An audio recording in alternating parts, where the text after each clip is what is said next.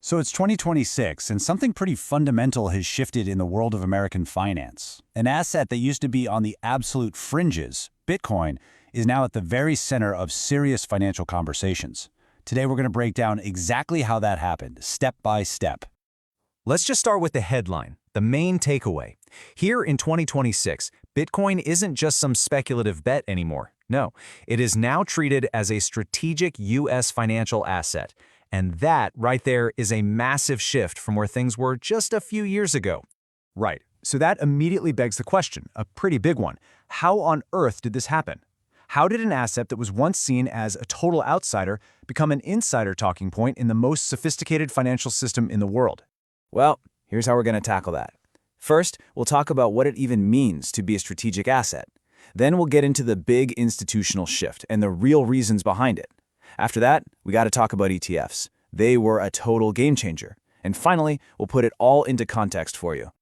Okay, so let's kick things off by defining our terms. When we say strategic asset, what are we really talking about? We're talking about a complete change in perception, a move from something that traditional finance basically ignored to something it now studies for its unique place in a modern portfolio.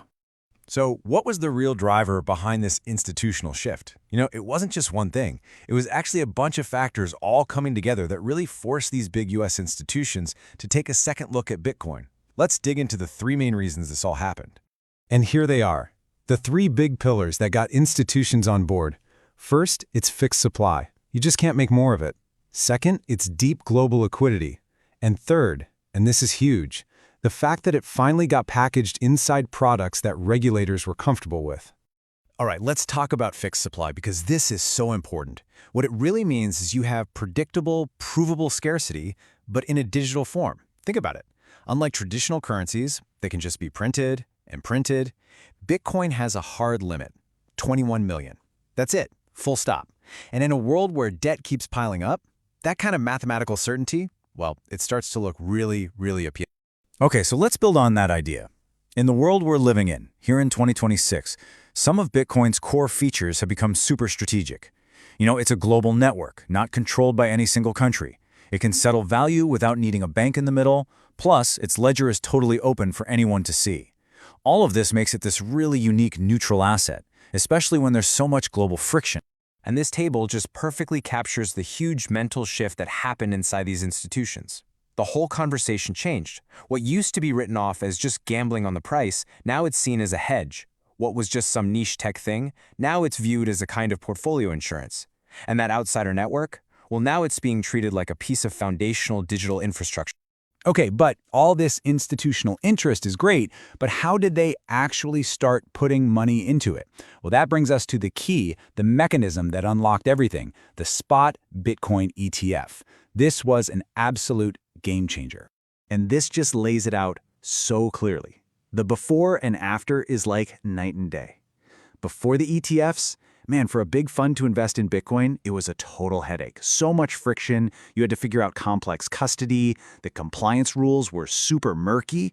But after the ETFs, it was like a bridge was built directly to them.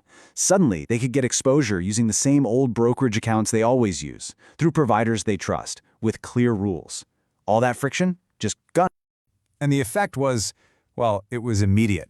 This simple, regulated on-ramp was like opening the floodgates. It just pulled Bitcoin straight into mainstream finance.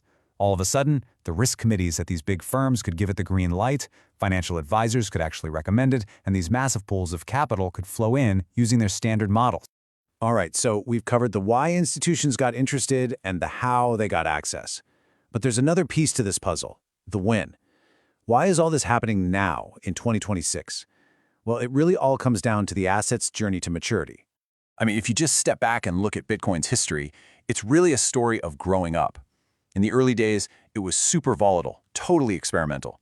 Then it went through these massive market cycles, and with each one, ownership spread, and the network just kept proving it could survive. So by the time we get to 2026, the whole infrastructure built around it is established, it's mature, it was ready for prime time.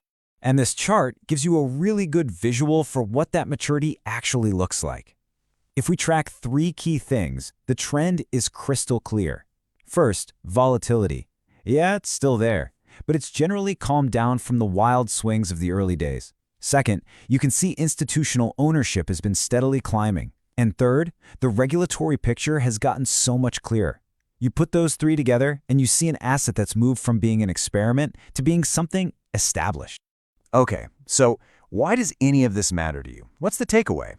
Well, it changes how the market works. Now, you'll see market moves reacting way faster to things like US policy signals. In the long run, having all these big players involved might help smooth out some of those extreme boom and bust cycles we used to see. And honestly, it just provides a much clearer framework for understanding why the market is doing what it's doing. Look, if there's one single idea you take away from all of this, let it be this. It sums up the whole story perfectly. Scarcity built the interest, regulation enabled the access, institutions followed the capital logic. It's that simple. The unique scarcity got people interested. US regulation built the bridge, and once that bridge was there, the big money just followed the logic. And all of this leaves us with one last, really fascinating question to think about. See, Bitcoin isn't just an asset anymore, it's being treated like a piece of core financial infrastructure. So the big question for the future isn't if it's going to be used, it's what new, incredible things are going to be built right on top of it.